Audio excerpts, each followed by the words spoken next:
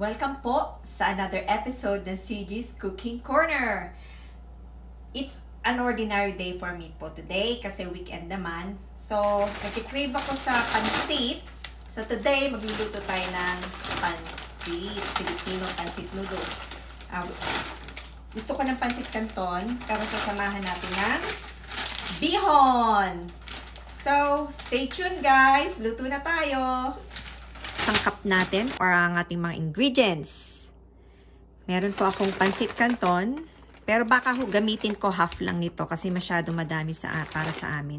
Tapos, meron tayong bihon, rice stick. Ito yung ating malaking kawa. Muna natin. Meron akong mga isang medium lang na onions. And then garlic.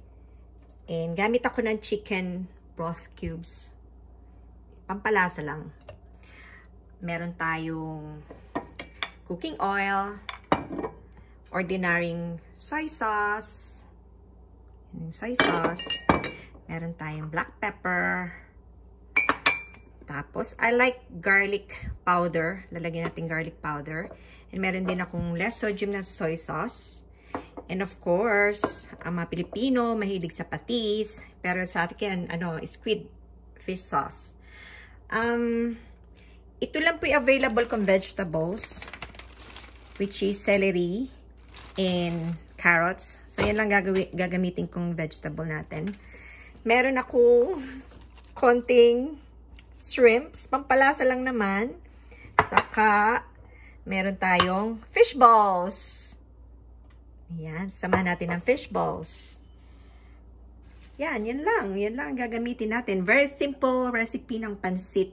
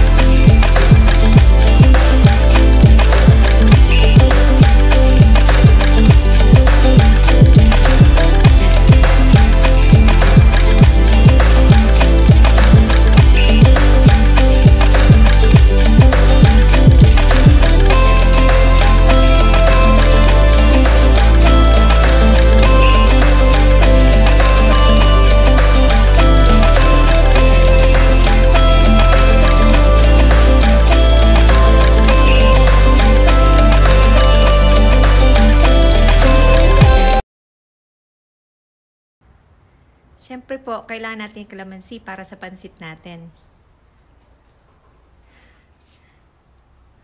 Ang taas ang puno ng kalamansi ko. Eto. Merong isa.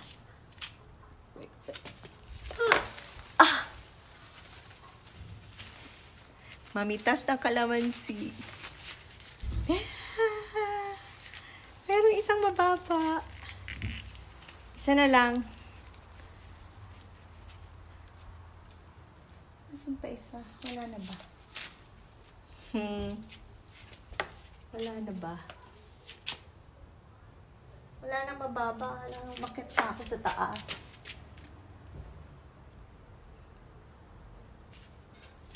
May nagtatago pa rito.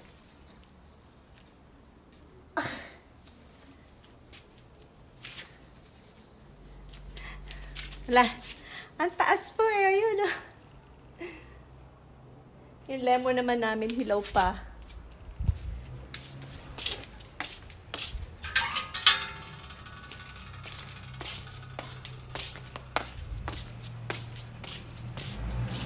Hilaw pa yung lemon eh. Hindi pa pwede. Yan. Pwede na yan. Isa. Mamaya na lang ulit. Pakyati ko yung asawa ko sa taas.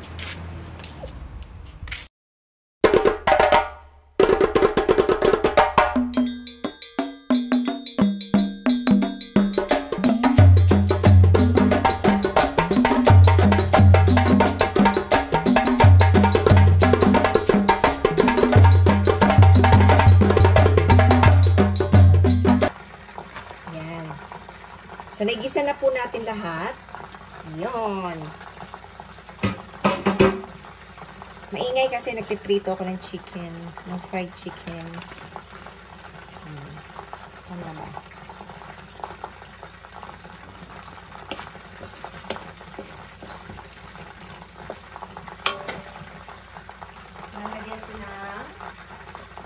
Lagyan ko na ng tubig. Ang water natin. Binoil ko na yung water para mas shortcut. Ano na. Tapos, nasa yung garlic. Lagyan ko ng konting garlic powder.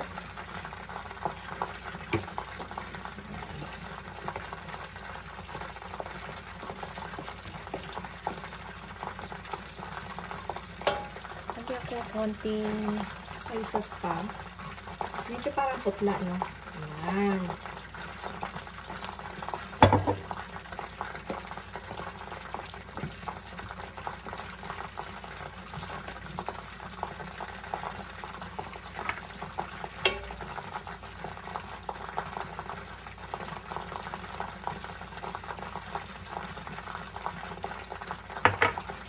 Hindi po ako nagbe-vetchin.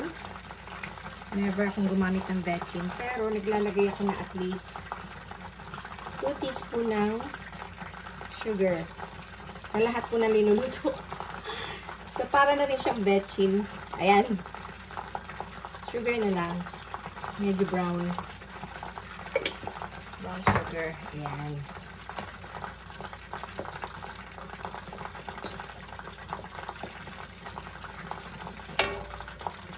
Pwede na po natin ilagay ang bihon kasi haluin natin ng konti.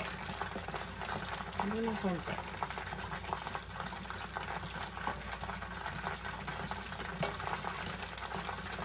Yan. Hindi ko na lagay yan. Pagkatapos po nito, ilalagay ko na yung ating pancit canton. So, ito muna.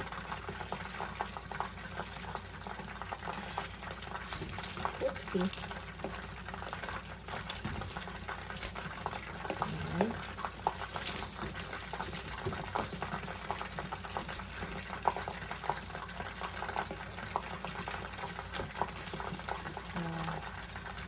I-mix ko lang po sa pinaka-sabaw niya para lumambot ang ating pancit bihon.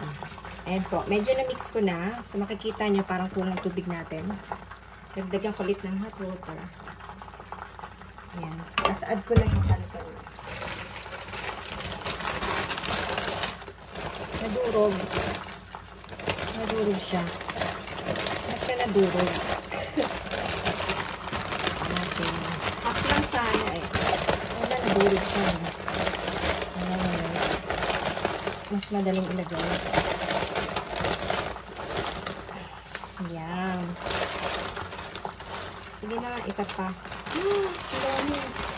Ayun yung natira. Sige, haluin ko na po muna.